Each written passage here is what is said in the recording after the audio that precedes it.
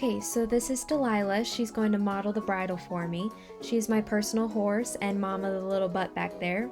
I have a ton of horses that I take care of on a regular basis, but she's the best, so I'm making this bridle for her. So my project is a Baroque style bridle, which is just a really fancy bridle, but before I start making it, I'm just gonna cover what a bridle is. There are many types of bridles. This one is the Western type. A purpose of a bridle is to control the horse while riding, whether going at a nice easy pace or booking it down the trail like she loves to do. So this is your average Western head stall. It has a cheek piece, a throat latch, a brow band that goes around their ears, and a bit that goes in their mouth. You can go without one, you just would have to attach a noseband, and a curb chain which just attaches to the bit, goes around the horse's chin, and then your reins. Mine are made of cotton, but you can also get those in paracord, rope, nylon, leather, beta-biothane, all kinds of materials, and they control the horse. Bridles come in all styles and can come with or without nose bands, brow bands, throat latches, or bits. It's really up to your preference and what work the horse is doing. So the type of bridle that I made is a Baroque style. It has your average bridle pieces, but also some kind of decorative element on the horse's face. This kind of bridle was used during the Middle Ages for royalty and now is used for showing Arabians in the modern day. So I got all my supplies from Walmart, a couple belts, some wires, O-rings, glass bead strands, split rings, and lobster clasp as centerpiece, and some Chicago screws. First, I needed to make the cheek piece out of the belt. I placed a cheek piece I already had lined up with the buckle, undid the concho so that way the full piece was stretched out, and laid it on the belt to trace. Then I went back over with an X-Acto knife and cut it out.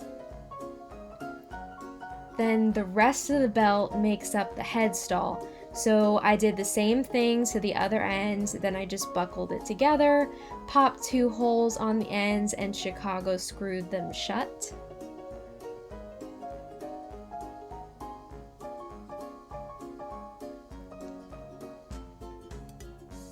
Next, I made the brow band so I could attach the jewels to it. I took a smaller belt, measured out 14 inches, and cut it. Then I folded it around the head stall, made some holes, and Chicago screwed it. And that would be the end of making your average head stall. But the next thing would be to add the bit. So these are a couple of types of bits used for different types of riding. I won't be using either because since this bridle is more for pictures than for actual riding, I'm going to make it bitless since there's no reason to have a bit in her mouth. But if I wanted, I could add a bit later, but for now we'll use a noseband. I cut a belt to 16 inches and placed it here to show you where it will go.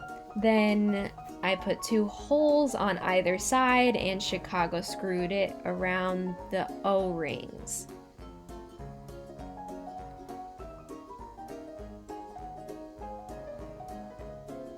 Then I just measured to make sure that it was the right size. Finally, I attach it to the head stall. And now that's the actual leather part that is now done. Next is adding the jewels. So I took this glass bead strand, I secured the split ring and lobster clasp to the end, and then I just hooked it around the brow band. I did the exact same thing to the other one, then secured them both to the centerpiece, and did the same to the bottom 2 strands, which I attached to the O-rings.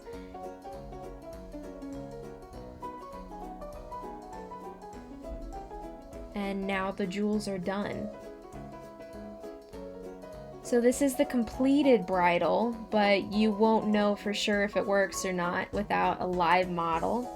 So I went out to the barn and tried it on Delilah.